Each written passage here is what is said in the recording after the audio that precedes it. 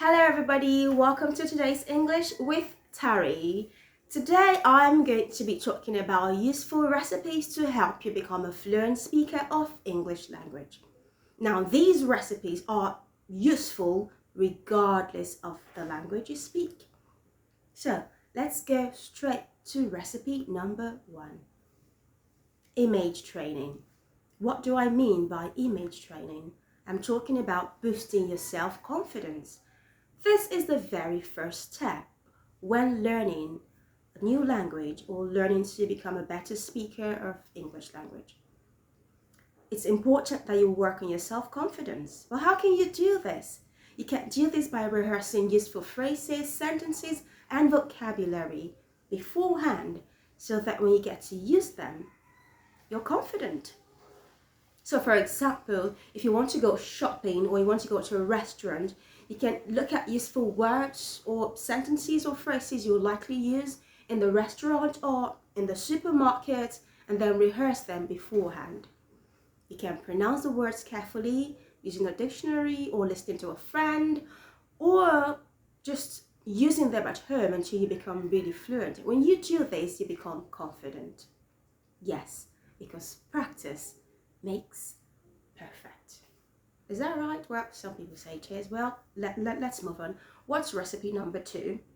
Well, that will be finding an English buddy. Yes, a friend. Do you know why this is important? It's to give you lots of opportunities to practice, and practice. Whatever advice you're going to get online or in books to help you become a fluent speaker will eventually come down to this. Practice, and practice. And how can you do this if you don't have someone to talk to regularly? Of course, you can't keep talking to yourself. You need to be able to talk to someone or a friend regularly. It could be via chats or phone calls or emails. Either way, you need to talk to someone regularly. This will help you become perfect or near perfect. All right, what's the third recipe? Now, this is very important. Working on your pronunciation. Working on your pronunciation is helpful for a lot of reasons. The foremost is that you will find it easier to understand people and be understood. And this will make your communication with others a lot smoother. Working on your pronunciation is especially important if your native language is very different from English. You may need to learn how to move your mouth and tongue in a whole new different way.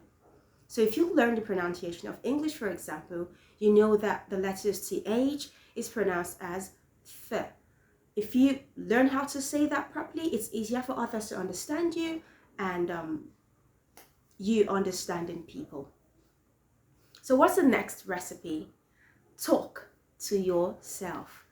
Well, I know this sounds funny, but it should definitely help a lot. When you talk to yourself, using a mirror precisely, not just talking to yourself, you need to use a mirror. You get to see how your mouth moves, your facial expression, your gestures. Like I'm talking right now, I could see myself because I'm making a video. And I know that I am smiling, which is good. And I'm moving my hands, that's gesturing.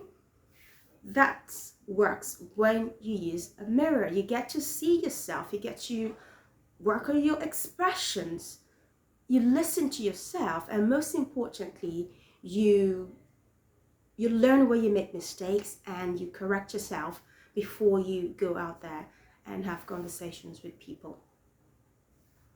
All right, let's move on to the next recipe. Use tongue twisters. I know you've heard silly sentences like, I scream, you scream, we all scream for ice cream. Yes, that is a tongue twister. They sound really silly, but sometimes difficult to say them, but they are very useful if you want to be a fluent speaker of English. Tongue twisters make it easy for you to work on your diction.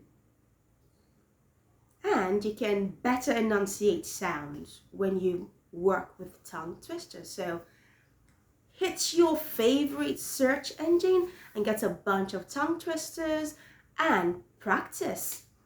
It will be very useful if you get tongue twisters for a difficult sound, like the sound for TH, the sound for letter Y, or the sound for the letter R, and practicing these tongue twisters. All right, what's the final recipe for today? Well, focus on learning useful words. Sometimes when people learn English, they try to do so by reading books or poetry or other forms of written materials. This is fine, it's not bad, but you need to learn to use useful vocabulary. Where do you get this from? Talking to people, listening to movies. That way you get to work on your active vocabulary. Sometimes you find words in a book that you never get to use. So you can hit Google and find a list of frequently used words in English, or most commonly used words, and try to use that as your active vocabulary. Usually these are words people often use when they talk to other people or in movies. So when you use these words, instead of picking, some of the fancy or big words in books, it will help you build your active vocabulary. And since these are words you hear other people use, it's easier for you to use them, and it helps you become fluent. So these are my top tips for helping you become a fluent speaker of English language. Have you found any other recipe or tip useful? You can leave them in the comments section. If you need any help becoming a better speaker of English language, to read, write, or speak, do want to leave a message and I'll look into it. Thank you very much. See you soon.